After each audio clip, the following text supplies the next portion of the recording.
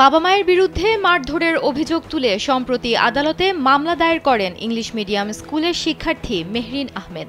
তার অভিযোগ, ব্যক্তিগত স্বাধীনতায় হস্তক্ষেপ ছাড়াও বাবা মায়ের হাতে নির্যাতনের শিকার হয়েছেন। তাই নিজের সুরক্ষা চেয়ে পারিবারিক সহিংসতা প্রতিরোধ ও সুরক্ষা আইন অনুযায়ী আদালতে মামলা দায়ের করেন মেহরিন।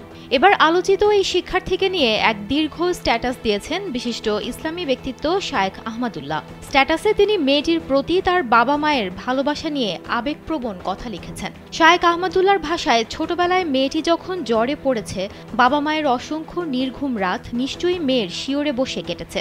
মেয়েটি কোনো কিছু পাওয়ার আবদার করলে বাবা মা হয়তো হৃদয় উজাড় করে তা দেওয়ার চেষ্টা করেছেন, কিন্তু সেই সন্তানের করা মামলায় সেই বাবা মাকে যখন জনাকীর্ণ আদালতের কাঠগড়ায় দাঁড়াতে হয়েছিল, অসংখ্য মিডিয়ার সামনে তির্যক গলায় মেয়েটি যখন বাবা মাকে ক্রিমিনাল বলছিল, তাদের মনের অবস্থা কেমন হয়েছিল?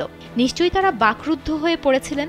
দীর্ঘ এই স্ট্যাটাসে সন্তানদের এমন আচরণের জন্য পশ্চিমা সংস্কৃতির প্রভাবকে দায়ী করেছেন শায়েখ আহমদুল্লাহ।